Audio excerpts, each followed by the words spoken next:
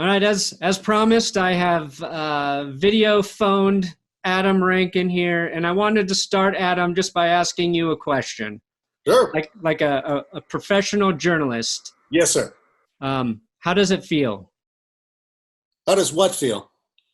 How does it feel to be so wrong? I'm chagrined. I was extremely confident, and now I'm a beaten man in more ways than one. Okay. Second question, like a pro. How does it taste? Doesn't taste great. It's like gas station sushi. It's like Hormel chili, Taco Bell, all those things. It's awful.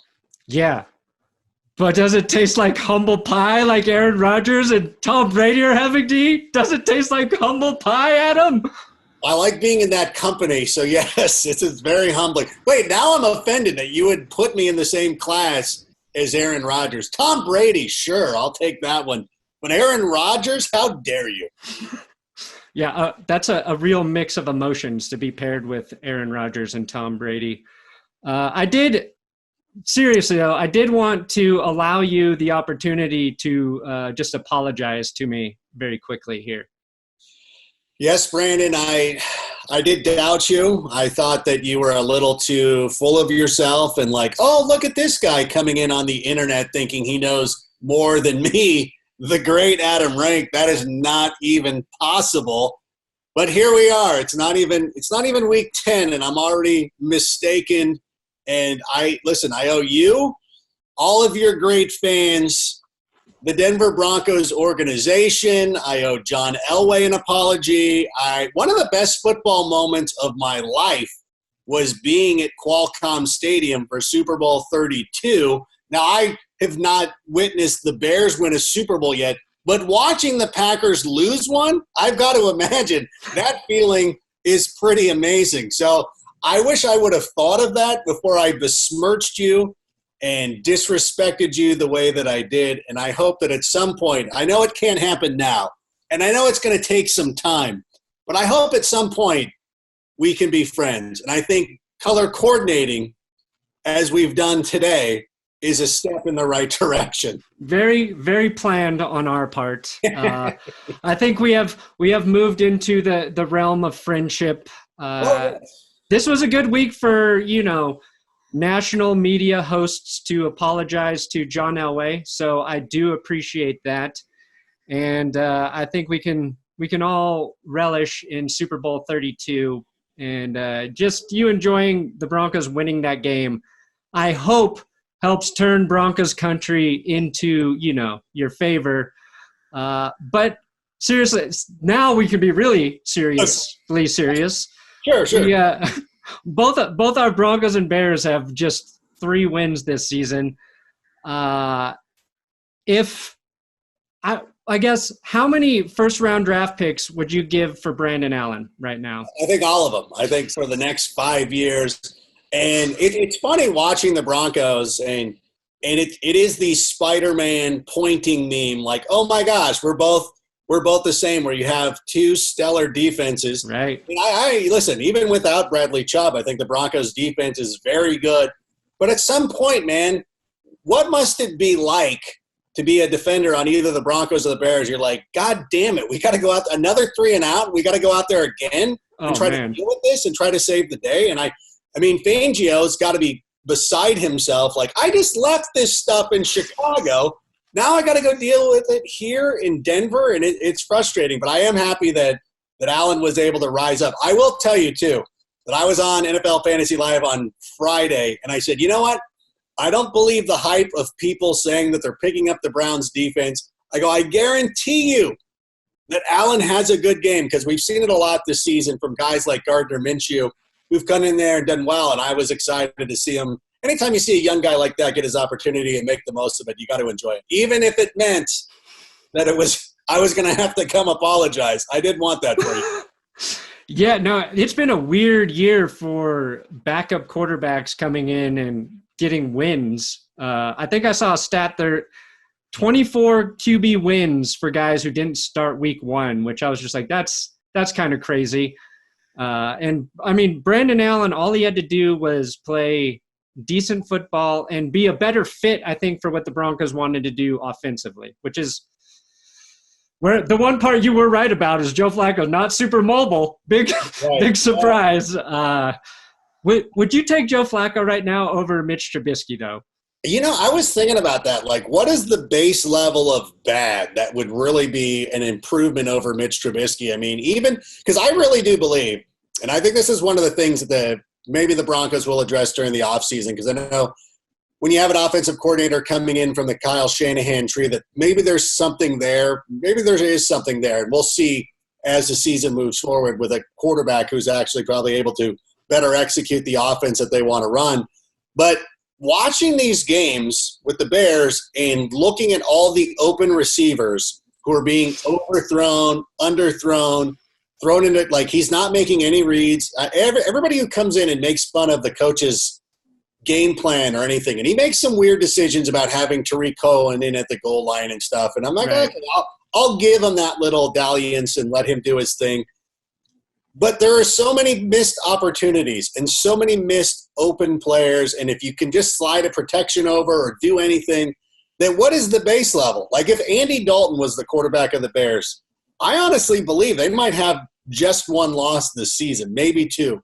But it's awful. Andy Dalton's, I think, like, he's kind of a solid quarterback, and I think Andy Dalton's what I thought Joe Flacco was going to be. But watching Flacco through half a season, I feel like the way I put it last week is he just stopped evolving as a quarterback. And for a guy his age, I feel like he should know everything that's happening on the defense. But we were seeing, as like Broncos fans were seeing the same thing you just complained about, where he's missing open receivers, not doing like his progressions like a veteran quarterback should be doing. And so maybe he wouldn't be the answer. I think he was so clutch during those playoff runs and he was knocking off the Patriots. Well, he did that. He did that this year too. Late in games, like, he doesn't get rattled.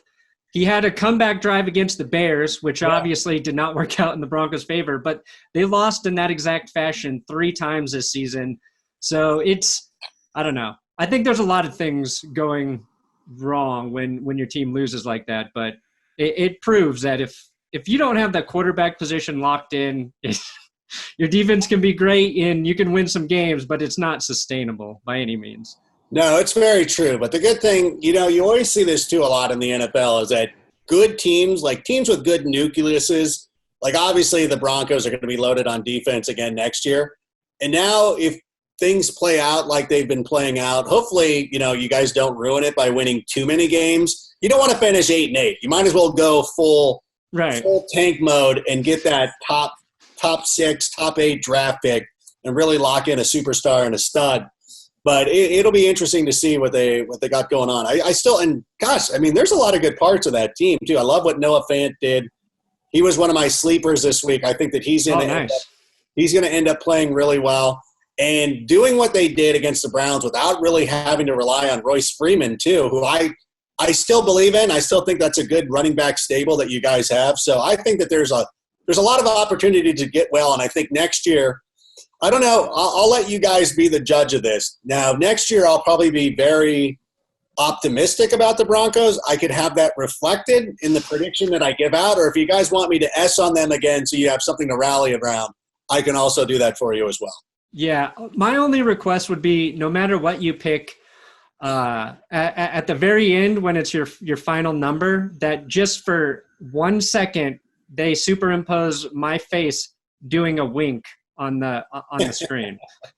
I think we could probably make that happen. I can't promise anything, but I want to do that. You guys have been cool. Obviously, you've been super cool.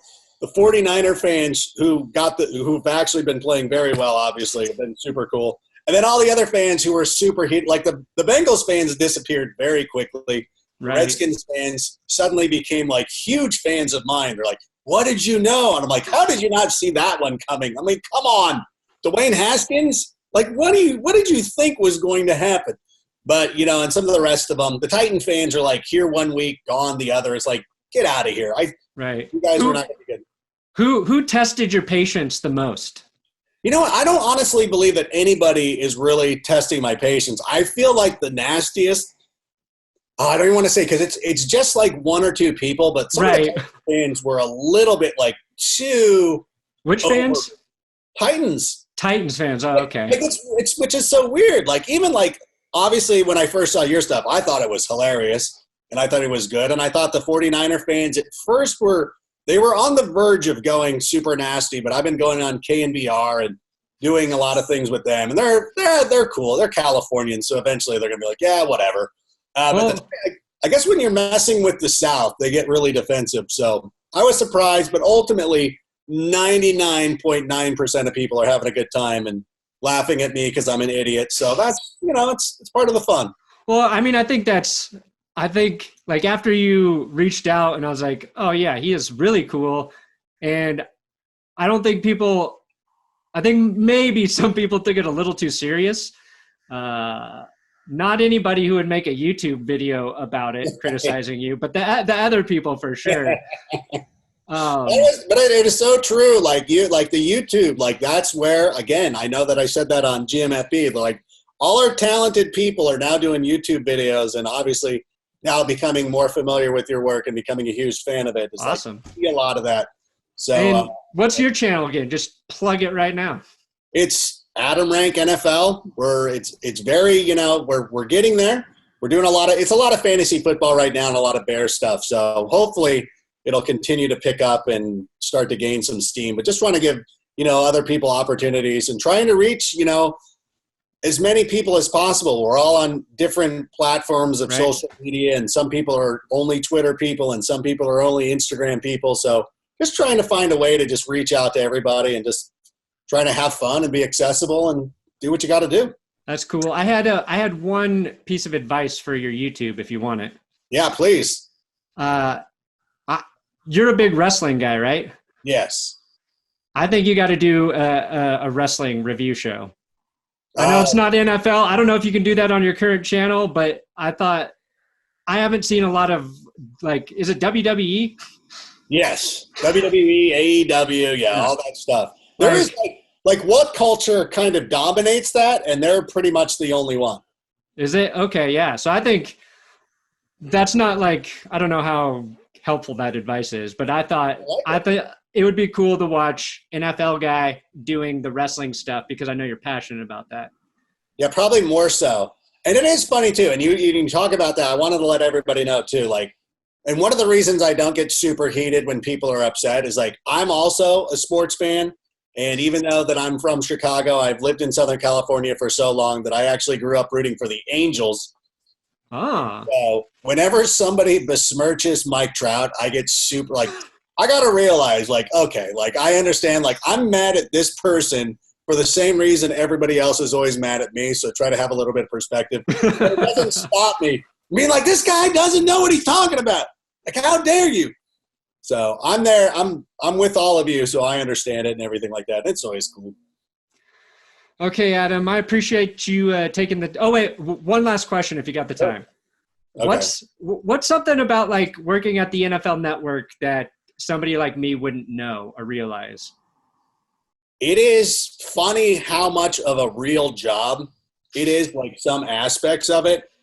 Watching The Office, everybody enjoyed The Office because it's so relatable because you have the inner office, there's an inner office relationship or there's annoying coworkers or anything like that is at the crux of it, it is still an office job where you're there's some people you don't always get along with. There's some people that you hang out with the most, and there's gossip going around and all that stuff and everything that you would expect. So in a lot of aspects, it is like a typical office job. And then at other times, you're sitting there. My locker is next to LaDainian Tomlinson. And it just is mind-blowing. Yeah, that's crazy, right? I have weird conversations with LaDainian Tomlinson about nonsense. Nonsense. One time I came in and I told LaDainian, I'm bro, I am the best parallel parker in the universe. And he was laughing and we were having an argument about it. And I'm I never thought back in 2005 when I was going to Charger games that I would at one point be having these mundane office conversations with LaDainian Tomlinson, but about parallel parking, right? About parallel parking. That's pretty cool. But we haven't had that contest yet. He keeps threatening. He's like, I'm gonna bring in my block shift or column shift or whatever he was talking about. He's a Texas kid, so of course he's got some weird pickup truck that he used to drive, and I'm like, okay, now you're being ridiculous, LaDainian. Like, I'm admonishing him. Listen, LaDainian, you're being ridiculous. And I know, but that part of it obviously is super cool, and I love it. Yeah, that would be a great segment. And just for that segment, you should buy a self-parallel parking card just to win it. Bring a Tesla and be like, all right, fool. All right, here you go. Cool. Well, thanks for coming in, Adam. I hope that the Broncos get to 4 wins so I can double down on me being correct. And I'll be pulling for your Bears to get Cam Newton this offseason. Well, thank you so much. I appreciate it. And you should be pulling for us because the Raiders have our first-round pick, so you don't want them getting a good pick. Oh, that's right. 20s. Talk about something that's starting to look like a decent move for Gruden. Damn it. No, let's not give him that one just yet. All right, we'll wait. All right, see you, Adam. We'll see you later.